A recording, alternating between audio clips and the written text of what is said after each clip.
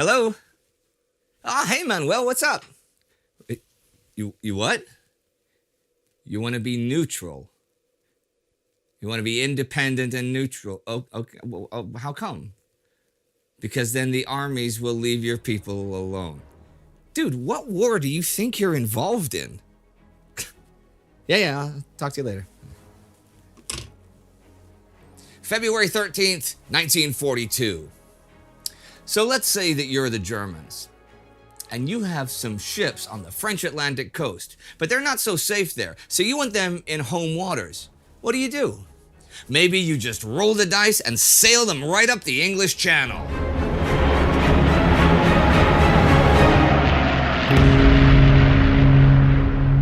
I'm Indy Neidell. This is World War II. Last week saw Soviet attacks still unable to break the Germans at Rzhev or Vyazma. In North Africa, German commander Erwin Rommel stopped his attacks when told he'll get no supplies anytime soon. The US Navy launched the Marshals Gilbert's raids against the Japanese, and the Japanese advanced in Burma, and they took Amboina, but were unable to make headway in the Philippines. Now trying to undermine local resistance there, Japanese Prime Minister Hideki Tojo promises the Philippines that they will be recognized as independent as part of Japan's greater Southeast Asia co-prosperity sphere.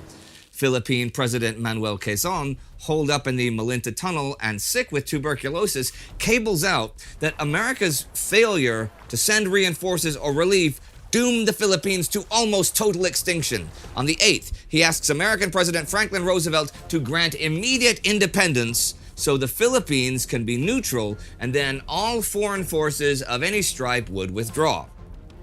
Philippine Forces Commander Douglas MacArthur cables Washington the 9th, "You must determine whether or not the mission of delay would be better furthered by temporizing of Quezon or by my continued battle effort." FDR writes back, "Emphatically deny the possibility of the government's agreeing to the political aspect of President Quezon's proposal." Army Chief of Staff George Marshall tells MacArthur there will be no talk of surrender as long as any resistance is possible. Quezon will be evacuated to Australia to run a government in exile. The Japanese siege of Bataan will continue. The Japanese also now have Singapore Island under siege. For all that they have aerial and naval supremacy here, though, the Japanese have done a pretty poor job of preventing reinforcements from arriving or people from evacuating.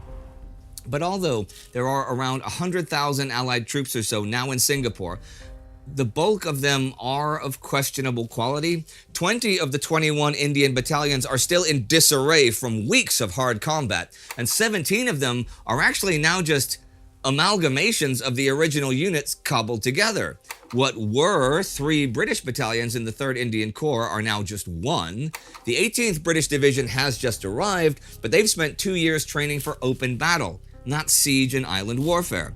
Most of the Australian 8th Division is in okay shape, but though they have like 2,000 reinforcements, many of them have never even fired a gun. That's how little training they've had.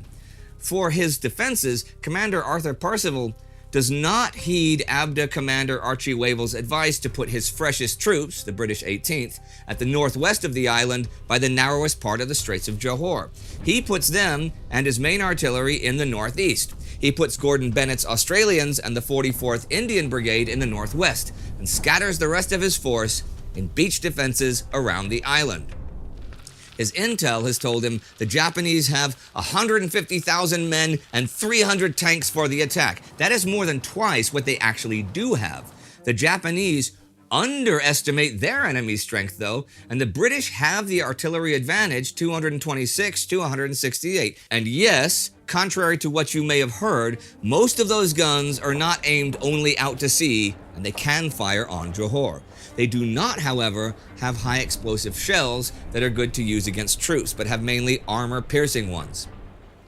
Japanese Commander Tomoyuki Yamashita has ammunition issues of his own, so he plans to strike fast and hard and force a surrender by February 11th. He also does intend to land at the northwest corner of the island. At 10:30 the evening of the 8th, the first of his 3 assault waves begins to cross the straits. The defenders do a pretty good job considering their numbers and deployment, but soon enough, The lack of muzzle flashes show the Japanese where gaps are in the wide defense front, and not long after that, they've breached to the rear of the Australian positions, and hard-fighting units have to retreat to avoid being cut up piecemeal. The defenders could have hit much of the assault force before it landed, but no order to turn on the searchlights to light up the assault ships was ever received by the artillery. By dawn the 9th, the Japanese are pouring through huge gaps in the defense line. By morning, the Japanese have gotten some 12,000 men to the island. Rear Admiral Ernest Spooner, commander of the naval base, wants to mount a counterattack by bringing reinforcements from all points, but Percival thinks the Japanese have landed way more men than they actually have, and he says no. That night, the Japanese Imperial Guards Division tries to reach the island from where the Johor Causeway lies submerged. One whole company of it is incinerated by a gasoline trap sprung by engineers.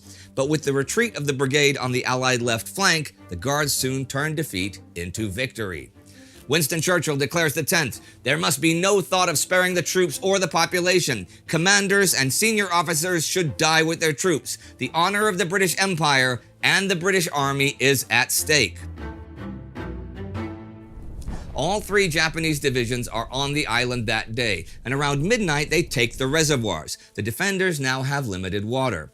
Yamashita, however, has by then realized that he's way outnumbered, and he has to win quickly, even if it's by bluffing his way to victory. The Japanese situation at sunrise February 12th appeared to them serious, if not desperate. The 25th Army was outnumbered, outgunned, scattered, and nearly out of ammunition. A lesser general would have turned cautious, but not Yamashita. Percival, however, was morally defeated and incapable of directing or inspiring effective resistance. But Percival still isn't surrendering. As the week ends, his senior commanders meet.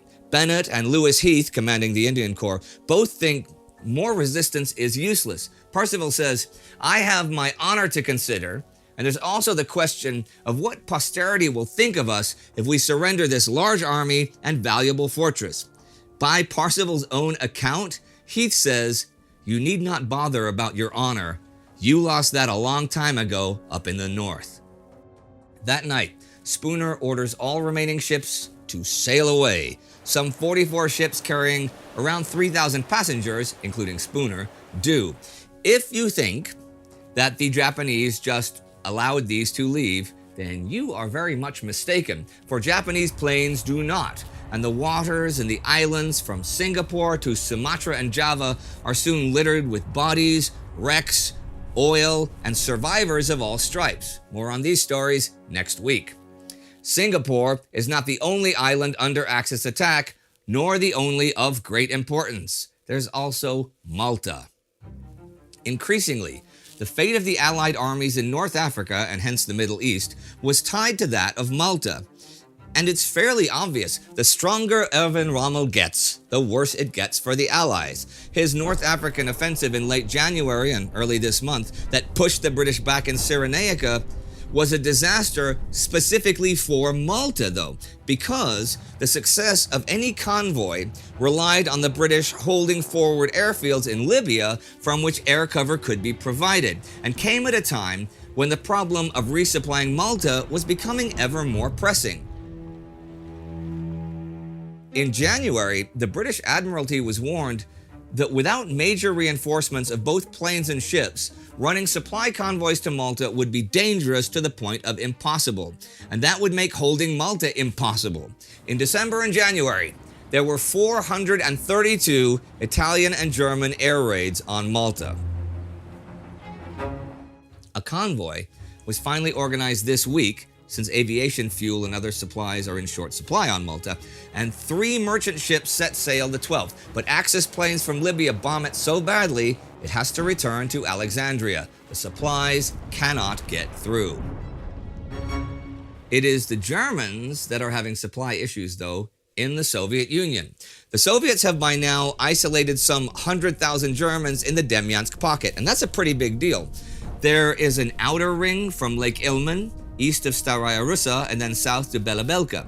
The Germans are trapped to the east. Between Belabelka and Khon is a gap of like 40 kilometers, covered by partisans and Red Army ski units.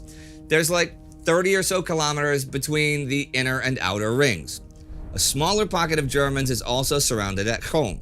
Now, the one at Demyansk has two airfields, at Demyansk and Pesky, so the Germans are supplying their trapped forces by air bridge. At home, they have to be supplied only by air drops, but it is a much smaller force there. These aerial maneuvers and ins and outs will be much easier from the end of this week when the temperatures become significantly higher than they've been the past 2 months. Meanwhile, Soviet Western Theater Commander Georgy Zhukov has a crisis facing him at Rzhev. German Panzer General Walter Model has managed to cut off part of the Soviet 29th and 39th armies from their communications and split the 29th and 39th apart, so the 39th is semi-encircled by now.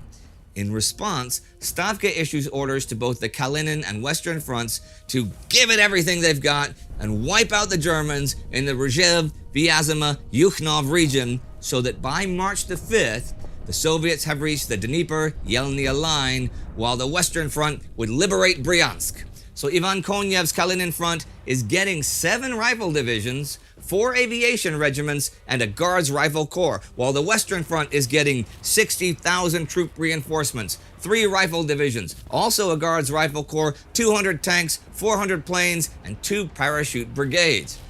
Well, that changes things, right?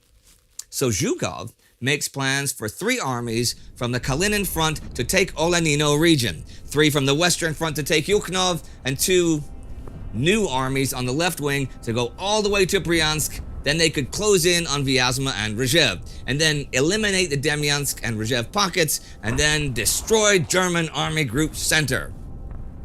While all this is going to be going on, he's going to send his whole parachute corps, 3 brigades and a battalion, west of Yukhnov to break into the enemy from the rear. There are also big plans being made in the Crimea. If it can be liberated, then Soviet bombers would once again be in a position to threaten the Romanian oil fields that supply Germany. The Crimean Front was created within the Red Army back on January 28th under Dmitry Kozlov, and his orders for a Crimean offensive are to thrust towards Karasu Bazar, west of Feodosia, and from there break into the rear of the German 11th Army that's besieging Sevastopol. The Red Fleet will make an amphibious assault on Sudak, southwest of Feodosia, while also supporting 44th Army operations out from Akhmonai. Reinforcements have been arriving, including a bunch of brand new T-34 tanks. Joseph Stalin is so concerned about the success of this venture that he sends down Deputy Defense Commissar Lev Mechlis to supervise things. Now, you might remember a quote from last June from John Erickson I said about Mechlis. He combined a monumental incompetence with a fierce detestation of the officer corps. Monumental. He heads down to Kerch and has even ordered the Inspector General of Soviet Armored Forces to come as well to supervise the tanks. The attack is supposed to go off at the end of the week on the 13th, but is postponed until the 27th. And in the north, the 2nd Shock Army has gone through the gap the Soviets broke in German Army Group North, making for Lyuban. The 52nd and 59th Armies are to widen the gap and protect communications with 2nd Shock at all costs. The Germans are focusing on trapping 2nd Shock. It's been a couple of weeks of fighting, and the communications are now secure against even German artillery. But that is all the Soviets can manage to do. Stalin is not pleased. Nor is British High Command with events that happened just off the home islands this week. On the 11th comes the Channel Dash, when German battlecruiser Scharnhorst Gneisenau and heavy cruiser Prinz Eugen make a bold run from Brest to the northern German ports. There are only piecemeal attacks on them made, but both battlecruisers are damaged by mines. Damage to Scharnhorst is pretty serious. This is a slap in the face to British naval power, and the British public is appalled that it happens so easily. But it does actually help the British strategically, since it's easier to guard against attacks from German ships when they're in German or Norwegian bases than French ones. And here are a couple of notes to end the week. On the 9th, the French liner Normandy catches fire in the harbor at New York, where it's been since seized by the U.S. The fire was started by a welder's torch, but there are many conspiracy theories about it. After midnight, the ship capsizes and sinks to the bottom of the Hudson River. On the 8th, Fritz Todt, German arms and munitions minister, is killed in a plane crash. We've seen a lot of him, as you may remember, in his capacity of organizing engineering works largely with forced labor. The German war industries have been fairly inefficiently run until Todt's brief appointment when more sensible priorities were established. At this time, when compared with Britain or the USSR, Germany is not well mobilized for war. As yet, the German people have had no real cuts in their standards of living when compared with peacetime conditions. This is gradually changing under the impetus of Todt's measures and the effect of the first defeats in the USSR. Albert Speer will replace him. Oh, total side note here. That reminds me that I forgot to mention that Charles Hunziger died in a plane crash back November 11th. Sorry. Many of you no doubt remember him for his role in the Battle of France. And the week comes to its end, with Singapore in dire jeopardy, Malta in somewhat less dire jeopardy, encircled German troops in the USSR in jeopardy, and a brazen run by the Germans up the channel. It's a pretty rough week for British command. Singapore looks like it'll fall at any moment. Malta can't be supplied and may well fall soon. And Rommel could go on the move at any time. And that could all spell disaster for Suez. And then how would the British even maintain contact with India or Australia or oil without adding weeks to ocean voyages? And we saw last week the British can't read the German naval codes anymore. And U-boats are seriously active in the Atlantic. And on top of all that, when they think, hey, at least it's going bad for the Germans in the USSR, the Germans sail a bunch of ships right up the channel, right under their noses, right up the channel. At least it cannot get much worse. No, wait. It can. It can get a lot worse. A whole hell of a lot worse. If you would like to learn more about the British Empire before the war, you can click here for a Between Two Wars episode about that. Our Time Ghost Army member of the week is Yaren Ozule. It is the army that finances all of our productions, so if you want to see more, join the army at timeghost.tv or patreon.com. Do not forget to subscribe, and I will see you next time.